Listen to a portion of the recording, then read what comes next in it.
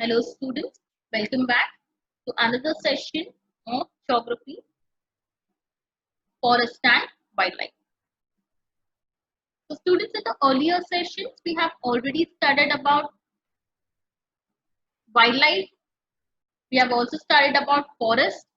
We have also studied about conservation of forest and wildlife. Indian Wildlife Protection Act that was implemented in 1972. What was the aim of that act, and what role that central and state government played in conservation of wildlife, or you can say forest. Now students, let us study community and conservation. Now here community and conservation of forest is linked together.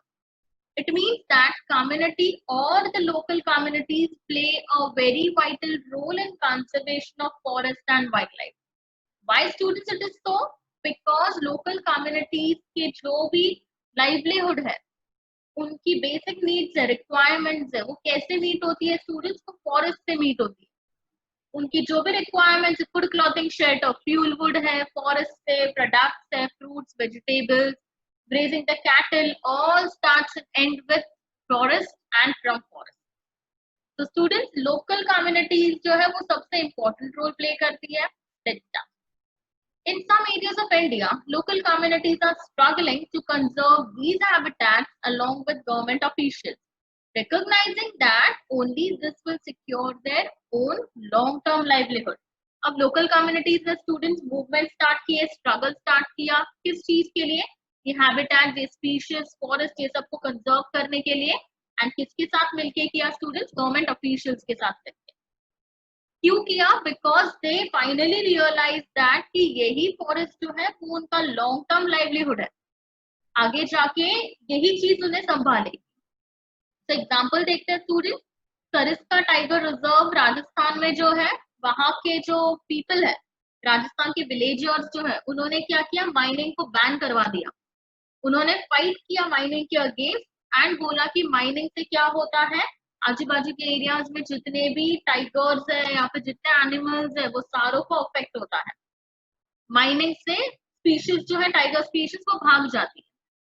तो according to wild life protection act mining ban हो जाना चाहिए. तो villagers ने उसके लिए protest. कहा? Sariska tiger reserve Rajasthan. So in Sariska Tiger Reserve, Rajasthan, villagers have fought against mining by citing the Wildlife Protection Act. In many areas, villagers themselves are protecting habitats and explicitly rejecting government involvement. Students, कुछ areas में तो क्या है, villagers खुद ही क्या बन गए? रक्षक बन गए. They themselves are the protectors of all the natural habitats. जो भी wildlife है आजू बाजू की, जो भी forest है, वो सबको वो villagers खुद protect करते हैं and government का involvement reject कर देते हैं. मतलब गवर्नमेंट इन्वॉल्व नहीं होगी एंड सारा मैटर जो है, या फिर बोल सकते हो सारे एरिया को कौन प्रोटेक्ट करेगा? Village. The inhabitants of 5 villages in Alwar district of Rajasthan have declared 1200 hectares of forest as Bhairodev, Dakab, Sochuru, declaring their own set of rules and regulations which do not allow hunting and are protecting the wildlife against any outside encroachment. तो students, आप देखोगे 5 villages जो राजस्थान की है, Alwar district है, एक बड़ा सा डिस्ट्रिक्ट है अलवर राजस्थान में, उसमें 5 विलेजेस है. तो वहां के रहने वाले लोगों ने क्या किया? जो फॉरेस्ट है, 1200 हेक्टर्स ऑफ फॉरेस्ट जो है वो 5 विलेजेस का, उन्होंने उसे क्या बोला? भैरवदेव, दकाब, सेंचुरी. अब इसका मतलब क्या हुआ स्टूडेंट्स? यहाँ पर कि वो जो है वो उन्होंने खुद के रूल्स एंड रेगुलेशन सेट की कर दिए यहाँ पर, एंड किसी को हंटिंग अलाउ नहीं किया, वाइल्ड लाइफ को प्रोटेक्ट किया अगेंस्ट एनी एंक्रोचमेंट. मतलब बाहर से कोई आता है हंट करने वगैरह तो वो नहीं अलाउ किया जाता था. तो ऐसे स्टूडेंट्स क्या करते थे? विलेजेस वाले सब एक साथ आते थे एंड फॉरेस्ट के लिए कुछ रूल्स एंड रेगुलेशंस बनाते थे एंड उसे प्रोटेक्ट करते थे. अब स्टूडेंट्स, और एक एग्जांपल है चिपको मूवमेंट. ये बहुत ही फेमस है. चिपको मूवमेंट हिमालय में हुआ था स्टूडेंट्स एंड इसने डिफॉरेस्टेशन को टोटली स्टॉप करवा दिया.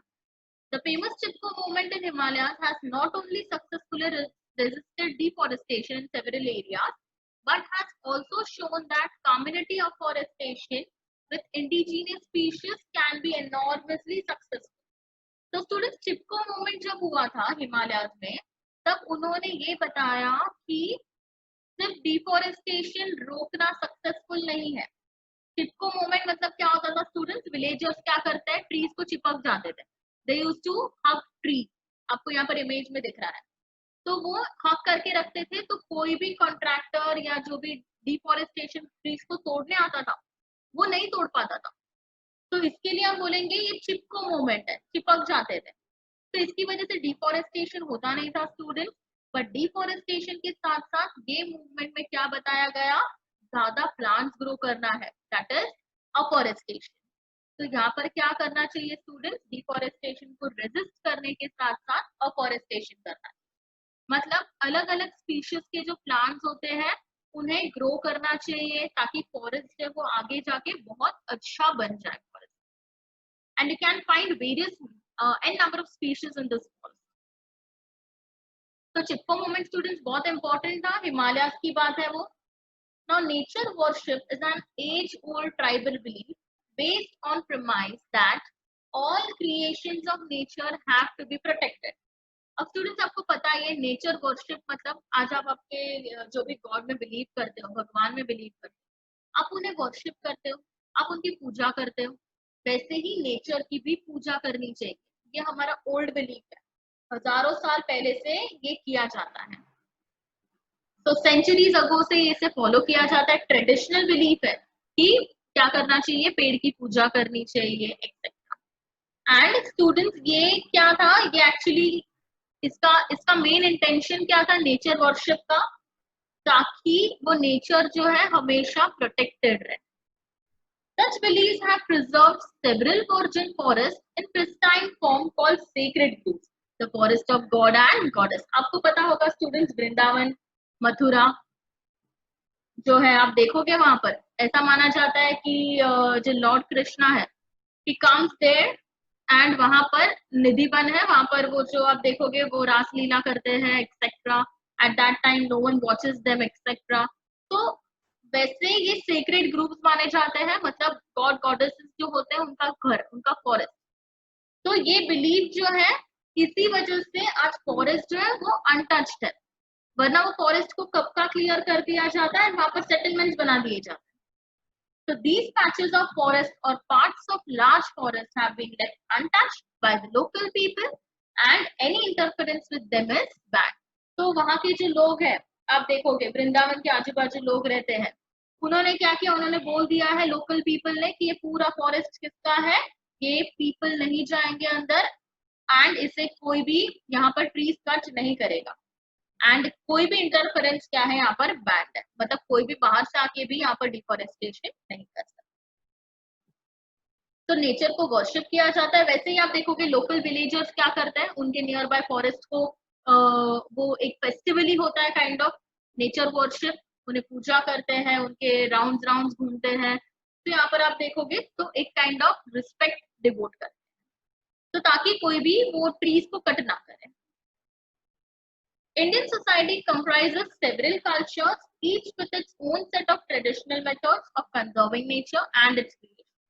अब यहाँ पर हम देखेंगे स्टूडेंट्स कितने कल्चर्स फॉलो करने वाले लोग हैं इंडिया में। इंडिया में नंबर ऑफ कल्चर्स है, तो सारे अपने कल्चर के हिसाब से नेचर को प्रोटेक्ट करते हैं। Sacred qualities are often ascribed to springs, mountain peaks, plants, animals which are closely protected. अब स्टूडेंट्स कुछ अच्छे अच्छे क्वालिटीज होते हैं, हम देखेंगे माउंटेन पीक्स वगैरह, फिर प्लांट्स है। आज हिमालय पे देखोगे तो इट इज लाइक कि वहां पर लोग कम होते हैं, अलाउड नहीं होता कुछ रीजन्स में जाना, कुछ प्लांट्स एंड एनिमल स्पीशीज को सिक्योर करके रखा है, तो ये सारी चीजों को प्रोटेक्ट करके रखे हैं। You will find troops of macaque and langurs around many temples. आपने देखा होगा स्टूडेंट कि लंगूर्स, मंकीज वगैरह, कहीं पर भी आप टेम्पल में जाओगे स्पेशली गुजरात, तो वहां पर आप देखोगे तो मंकीज जो है, लंगूर्स वगैरह, वो एक जगह से दूसरे जगह जंप मारते रहते हैं and they fight. They are fed daily and treated as a part of temple devotee. अब वो क्या माना जाता है स्टूडेंट्स, अगर आप ट्रेडिशनल बिलीफ में मानते हो ट्रेडिशनल थिंकिंग वगैरह में। तो ये माना जाता है कि वो भगवान के ही बोल सकते हो कि भगवान के ही एक काइंड ऑफ डिवोटीज है, एंड वो भी हमेशा वहीं पर रहते हैं भगवान के साथ। वो जो मूर्ति होती है हमेशा उनके साथ रहते हैं। तो यहाँ पर यही बोला गया है कि आप जहां पर भी टेम्पल्स में जाओगे तो वहां पर आप देखोगे कि लंगूर्स एक्सेट्रा जंप मारते होते हैं, एंड उन्हें वहीं पर खाना भी खिलाया जाता है। In and around Bishnoi villages in Rajasthan, herds of black buck, chinkara, nilgai, peacocks can be seen as an internal part of community and nobody harms them. अब आप देखोगे राजस्थान के बिश्नोई विलेज जो है वहां पर ब्लैक बक्स है, नील गाय है। नील गाय एक काइंड ऑफ बहुत बड़ी गाय होती है। पिकॉक्स है, ये सब वो कम्युनिटी का इंटरनल पार्ट है, मतलब वो एरिया के कॉमन एनिमल्स, एंड उसे कोई हार्म नहीं कर सकता।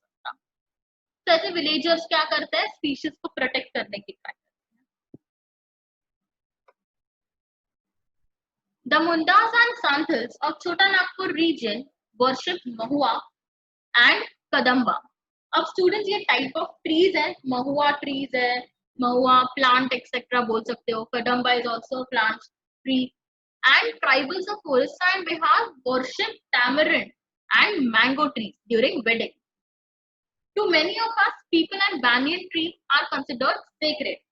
अब यहाँ पर दो कम्युनिटीज की बात की है स्टूडेंट्स, एक मुंडास एंड सांथल्स, ये आपने 9th में भी पढ़ा होगा।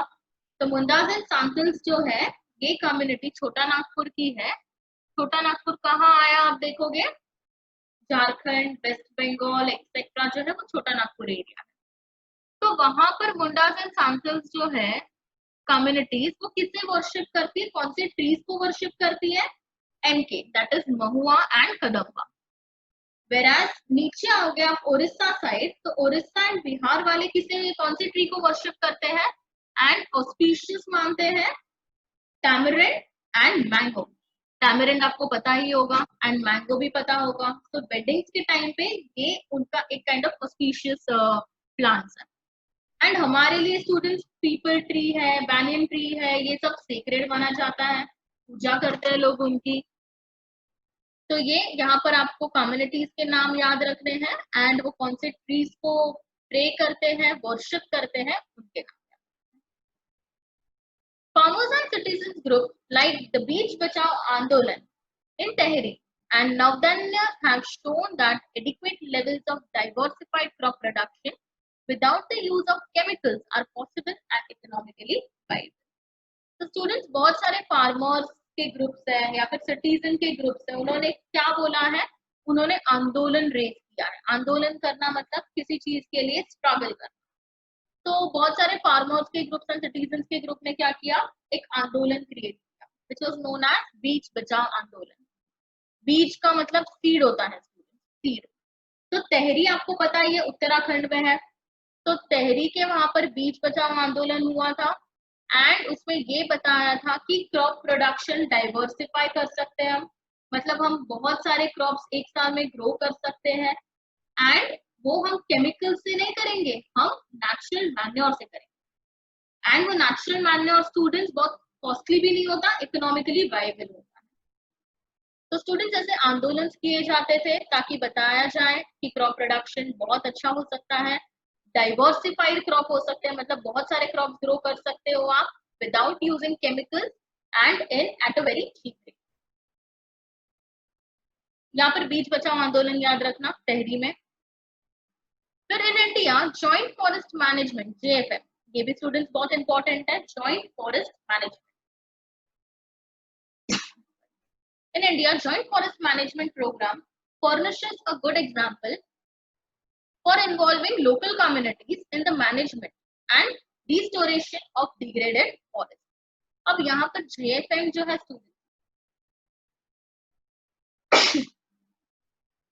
JFM जो है यहाँ पर ये एक ऐसा प्रोग्राम है जो एक अच्छा एग्जाम्पल देता है, एक एग्जाम्पल सेट करता है कि कैसे लोकल कम्युनिटीज जो है आप उन्हें इन्वॉल्व कर सकते हो मैनेजमेंट ऑफ फॉरेस्ट के लिए। ये प्रोग्राम ये बताता है कि communities is the main thing. यहाँ पर लोकल कम्युनिटी क्या है, सबसे इम्पोर्टेंट है, वही एक पहला स्टेप है जो क्या कर सकता है, फॉरेस्ट को प्रिजर्व कर सकता है। The program has been in formal existence since 1988. कब हुआ था students JFM launch? या फिर बोल सकते हो exist कब हुआ था? 1988 में. When the state of Orissa passed the first resolution for joint forest management. And कहाँ हुआ था students? Orissa. तो joint forest management जो है एक बहुत ही अच्छा example set करता है. क्या बताता है वो? It states that local communities should be involved in management of forest. Program came into existence in 1988 and in the state of Orissa when it passed the first resolution for JFM. JFM depends on formation of local institutions that undertake protection activities mostly on degraded forest land managed by forest department. अब students यहाँ पर आप देखोगे जो institutions बनाए गए, JFM किस पे डिपेंड करता है स्टूडेंट्स? इंस्टीट्यूशंस पे. अलग अलग विलेजेस में जो इंस्टीट्यूशन सेटअप होती है वो इंस्टीट्यूशंस में क्या होता है स्टूडेंट्स? प्रोटेक्शन दिया जाता है ताकि वहां की लैंड जो है वो खराब ना हो. एंड फॉरेस्ट डिपार्टमेंट्स क्या करते हैं स्टूडेंट्स? वो सारी डिग्रेडेड लैंड को मैनेज करते हैं. जैसे कि एग्जांपल देती हूँ मैं आपको, ABCD जो है ये अलग अलग विलेजेस है. चारों विलेजेस में फॉरेस्ट डिपार्टमेंट है. वो क्या करेंगे स्टूडेंट्स? इंस्टीट्यूशंस बनाएंगे. इंस्टीट्यूशंस में ये ध्यान दिया जाएगा कि कौन सा एरिया डिग्रेडेड है उनके विलेज में, कौन से एरिया में फॉरेस्ट डिग्रेड हो चुका है, खत्म हो चुका है, एंड फिर वो फॉरेस्ट डिपार्टमेंट वो लैंड को मैनेज करेगा. In return members of this communities are entitled to intermediary benefits like non-timber forest producers and share in the timber harvested by successful protection. अब स्टूडेंट्स ये जो है जॉइंट फॉरेस्ट मैनेजमेंट, इसमें हम देखेंगे कि लोगों का इन्वॉल्वमेंट ज्यादा होता है. जो कम्युनिटीज है, JFM का एम है कि कम्युनिटीज को इन्वॉल्व करो. किसमें? प्रोटेक्शन में. फॉरेस्ट को प्रोटेक्ट करने के लिए कम्युनिटीज का मेजर रोल होना चाहिए. तो अगर वो कम्युनिटीज काम कर रही है स्टूडेंट्स, फॉरेस्ट डिपार्टमेंट वाले काम कर रहे हैं एज अ कम्युनिटी, तो उन्हें भी तो कुछ मिलना चाहिए. तो उन्हें क्या दिया जाता है? They are entitled to benefit like non timber forest producers, जो भी नॉन टिम्बर फॉरेस्ट प्रोड्यूसर्स होते हैं, and share in the timber. कुछ टिम्बर उन्हें भी मिलता है. Timber is nothing but hardwood जो शिप बनाने के लिए काम आता है. नेवी में शिप्स होती है बड़ी बड़ी, तो वो टिम्बर से बनती है स्टूडेंट्स. रेलवे के जो आप स्लीपर्स देखोगे नीचे, वो भी टिम्बर से बनते हैं. तो ये बहुत इंपॉर्टेंट है. New trends in conservation policy. अब अलग अलग तरीके से आज जो है स्टूडेंट्स हम देखेंगे कि ट्रेंड्स बढ़ गए हैं. नए नए ट्रेंड्स आ रहे हैं, नए नए तरीके आ रहे हैं कि आप कंजर्व कर सको आपके फॉरेस्ट को, वाइल्ड लाइफ को. तो let's start. Increase biodiversity. The conservation projects are now focusing on diversity rather than on a few of its components. There is now a more intensive research for different conservation measures. अब हम देखेंगे students यहाँ पर biodiversity increase करने बोला. पहले सिर्फ हम कंजर्व करते थे, लेकिन अब क्या करना है स्टूडेंट्स? हमारा बायोडाइवर्सिटी है उसे हमें इंक्रीज करना है. So there is now a more intense search for different conservation measures. अब नॉर्मल मेजर्स जो है कंजर्वेशन मेजर्स, उससे तो इंक्रीज नहीं होगा. तो हमें इंटेंसिव सर्च करना है कि हम और क्या क्या मेजर्स इंट्रोड्यूस कर सके ताकि conservation successful. Increasingly, even insects are beginning to find a place in conservation planning. सोचो स्टूडेंट, इंसेक्ट क्या रोल प्ले करता है? आप बोलोगे ठीक है चलो टाइगर को बचाना है, बचाते हैं. टाइनोसॉरस को बचाना है, बचाते हैं. लायंस को बचाना है, बचाते हैं. लेकिन आज का हमारा कंजर्वेशन प्लानिंग जो है उसमें हमने इंसेक्ट को भी इन्वॉल्व किया है. जो बोल सकते हो एंट्स होते हैं, वर्म्स होते हैं, हमने उन्हें भी बचाने के लिए प्लानिंग की. तो ये काफी इंटेंसिव प्लानिंग है. In the notification under wildlife act of 1980 and 1986, several hundred butterflies, moths, beetles and one dragonfly have been added to the list of protected. तो स्टूडेंट्स हम लिस्ट में ऐड करते जा रहे हैं. बटरफ्लाइज को भी बचाना है, मॉथ्स को बचाना है, बीटल्स, ड्रैगनफ्लाई, ये सारों को बचाना है. तो हमने ये सारों को लिस्ट में ऐड किया. In 1991 for the first time plants were also added to the list starting with 6 species. फिर धीरे धीरे स्टूडेंट्स सिर्फ वाइल्ड लाइफ नहीं, हमने प्लांट्स को बचाना स्टार्ट किया. 1991 में 6 स्पीशीज को हमने लिस्ट में ऐड किया कि ये 6 स्पीशीज एंडेंजर्ड है, इसलिए हमें इनको क्या करना है, प्रोटेक्ट करना है. The clear lesson from the dynamics of both environmental destruction and reconstruction in India is that local communities everywhere have to be involved in some kind of natural resource management. तो students conclude कर रहे हैं यहाँ पर कि आपको अगर environmental destruction stop करना हो या reconstruct करना हो environment को, वापस अच्छा करना हो environment को, तो क्या जरूरी है, लोकल कम्युनिटीज का उसमें इन्वॉल्वमेंट बहुत जरूरी है. But there is still a long way to go before local communities are at the centre stage in decision making. लेकिन स्टूडेंट्स जो गवर्नमेंट ऑफिशियल्स है, जो फॉरेस्ट डिपार्टमेंट के पीपल है, वो आज भी देखो, आज भी लोकल कम्युनिटीज को इन्वॉल्व नहीं करते. वो लोकल कम्युनिटीज को इन्वॉल्व नहीं करते, it is because of corruption. वो नहीं करते एंड लोकल कम्युनिटीज को डिसीजन नहीं लेने देते. स्टूडेंट्स, ये जब लोकल कम्युनिटीज डिसीजन लेगी वो टाइम बहुत दूर है. लोकल कम्युनिटीज के हाथ में आज कुछ नहीं है, एक्सेप्ट ओनली दोज इकोनॉमिक और developmental activities that are people centric, environmental friendly and economically rewarding. अब यहाँ पर आप देखोगे तो जो लोकल कम्युनिटीज को तो डिसीजन में पार्टिसिपेट नहीं करने मिलता, तो एनवायरमेंटल डिस्ट्रक्शन होते जा रहा है. घोड़बंदर रोड देखो आप स्टूडेंट, हमारा यहाँ से हम अगर मीरा भाईंदर साइड जाएंगे, बोरीवली साइड जाएंगे, तो घोड़बंदर रोड पे आप फॉरेस्ट में देखोगे तो बड़ी बड़ी बिल्डिंग्स खड़ी करने स्टार्ट किया उन्होंने. तो ये क्यों हो रहा है? Now it has become people centric. मतलब बोल सकते हो डेवलपमेंटल एक्टिविटीज बन गई, इकोनॉमिक एक्टिविटी बन गई, एंड यहाँ पर अब लोग क्या कर रहे हैं, स्टूडेंट्स डिफॉरेस्टेशन कर रहे हैं, अफॉरेस्टेशन नहीं कर रहे हैं एंड अपने एरियाज को डेवलप कर रहे हैं.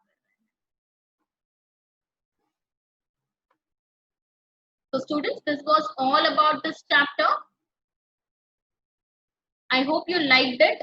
If you liked the video, you can share, subscribe, share it with your friends. Thank you so much.